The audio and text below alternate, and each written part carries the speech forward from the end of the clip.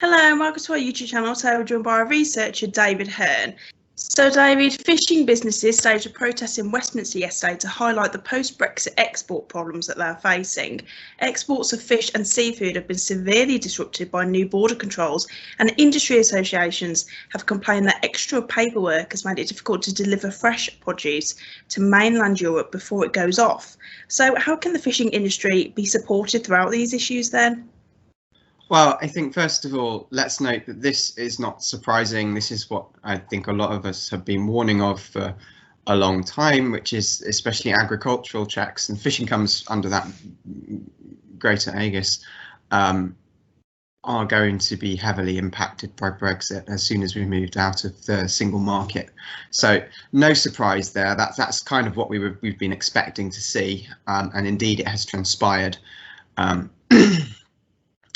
In terms of support, the most obvious method of support is direct financial support, so grants to the affected communities. That's again, you need to be very careful in that regard that you don't fall foul of either the free trade agreement that we've concluded with the EU, nor WTO law as far as subsidising exporters is concerned. But you can certainly go so far as to implement some form of support for the communities in question during a period of adjustment. So that's feasible, direct financial support. More generally, I think just government support, additional government support in terms of support for customs declarations. But the big problem here is that a lot of this takes time to put into place, and it hasn't been done. It hasn't been done in advance, and some of that lies at the foot, I'm afraid to say, of individual businesses. Some of it lies at the foot of government.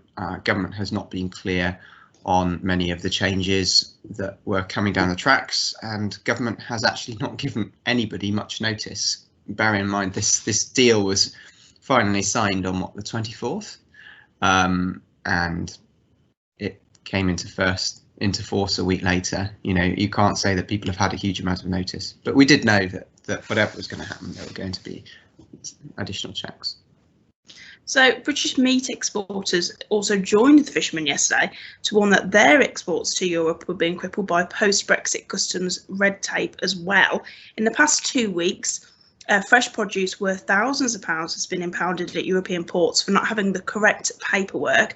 The Times reported that one exporter has 5 containers worth of fresh pork that has been stuck in Rotterdam for 2 weeks because a form had been filled in incorrectly. So like we were just saying then, do you think we were just simply not prepared for the red tape that Brexit has caused so far? I don't understand what people expected to be any different. You know, we've been warning for this for months.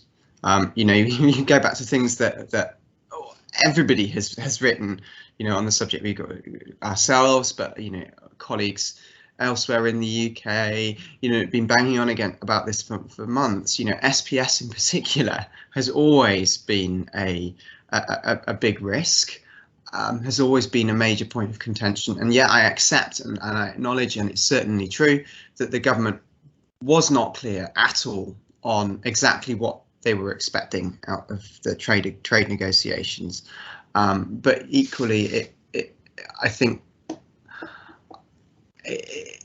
I'm amazed that people are surprised by this. This is an inevitable consequence of Brexit, and I think that there have been long-standing concerns amongst many in the business community, actually, that there are simply not enough people working in customs, and there is not enough expertise in terms of freight and the paperwork that needs to be filled in, etc., to deal with a lot of these issues. And we kind of saw this coming down the tracks, and in their defence, many businesses saw this coming down the tracks, but without significant funds and significant additional certainty over exactly how the agreement was going to pan out. It's very difficult for them to do much about it. So around 150,000 British sellers on Amazon and other online marketplaces are being hit by Brexit charges. All UK exporters to the EU including those who obviously trade on platforms like Amazon and eBay, obviously now having to contend with customs declarations, VAT registrations and tariffs. So are smaller companies being offered the support that they need at the moment? Well, I mean, the answer is clearly no. The kind of, again, the broad issue is this is an inevitable consequence of Brexit.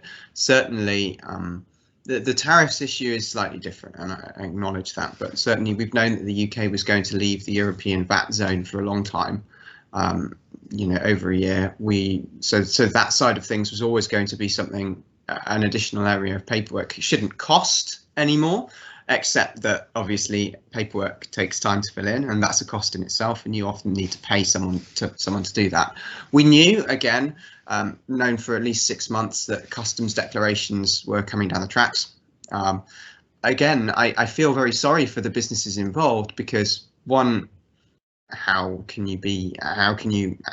it's not their job to know about the detailed political negotiations that are going on.